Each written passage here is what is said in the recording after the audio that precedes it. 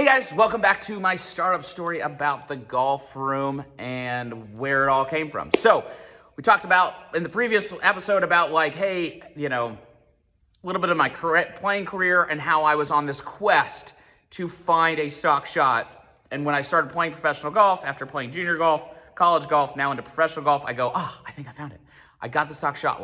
Jack Nicklaus talked about it. My mentor, Mike Bender, talked about it.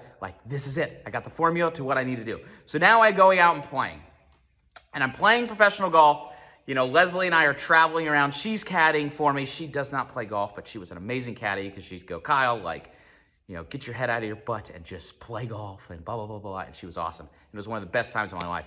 We call them the summer of love because we just had all these friends and we traveled together, traveling around the country. And I had my good buddies like Jonathan Moore, like I talked about, and my other buddy, Kyle Moore. And we had Ryan Posey and Derek Bolin, and all these guys were traveling with their wives, and we're all married, and we're young and broke. It was great.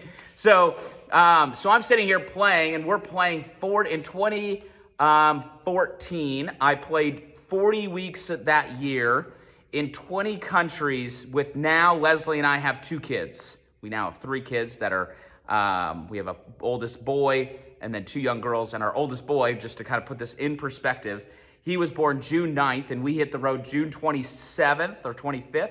And he didn't sleep in his own bed until the middle of November. So here's our little baby. We had kids when I was 28.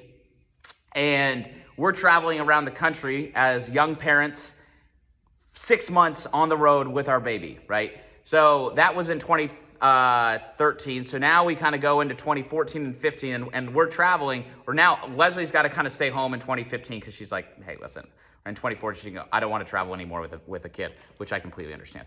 So I'm traveling 40 weeks a year in 20 countries, and I feel like I'm one of the things that was happening at this moment is I'm still working with my coach, and my coach, who was Mike, he would constantly say 4 or 5 times a year, he goes, okay, I go, hey, Mike, because we would talk a couple times, every couple weeks.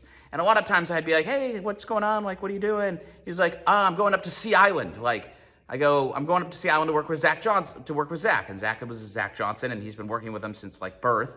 And I go, well, great, what's going to go on up there? And he goes, well, a couple times a year, Zach will bring in his team. And he'll bring in me, and he'll bring in Randy Myers, and he'll bring in Morris Pickens for the mental side, who's there, and he'll bring in Peter Sanders for his stats. And then, so we got kind of the stats guy, and we got the skill guy, and we got the body guy, and we got the mind guy. And I was like, oh my gosh, I want to have my guys there. I want you guys to talk. And at this time, I had assembled what I thought was the greatest team on grass. So I had Mike Bender as my swing coach. I had Lindsay Becker now, who's, she's with me here at the golf room. I had Lindsay Becker, she's top 50 in the world, trainer to Jason Day at the time.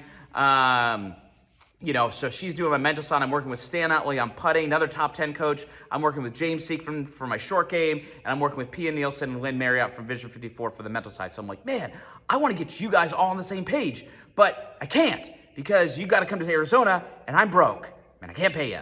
So can we do that? And they're like, probably not. And I was like, understand, because for me to bring them out to Arizona would cost me 10 grand, and I didn't have any money. Even though I wanted to do this, I just couldn't do it because, they're great, and it's expensive, and they should be expensive. Quite for how great they are, they should charge more. So I got it, right? I completely understood that wasn't possible, but I wanted that experience for myself. I wanted to have a team and everybody talk. So I'd be like, hey, Mike, call Stan, and Stan, I need you to talk to Pia and Lynn about when I'm talking about over these putts. And I need, Lindsay, I need you to talk to Mike about what I'm doing on my golf swing, and Stan and James talk to Pia and Lynn, and blah, blah, blah, blah, blah, blah, blah. So I need everybody to get on the same page. And it was just hard because everybody's busy. And I was like, but I know if I do this, if I have this holistic approach and everybody's working together, I can be great. And I need to get on tour because I got kids and I'm broke. I got to make money. But the problem is I was running into the problem of usually in everything in life, it's either time or money. And this one was money. I couldn't do it, but I wanted to. So this kind of started to make my brain start to formulate because I was playing and I was doing okay. I was playing a lot in South America. I was playing in Canada. I was playing I was getting a random web.com start here and there. And then my heart started to change as to what I wanted to do, right? My brain was, because I was being a dad and I loved being a dad, my brain started to get pulled in a different way. And this is where the golf room idea started to take its shape of what it is. And that's where we're gonna get into our next episode of what happened and where my brain got the idea of the golf room and what that has now percolated and built into. So we'll see you guys back.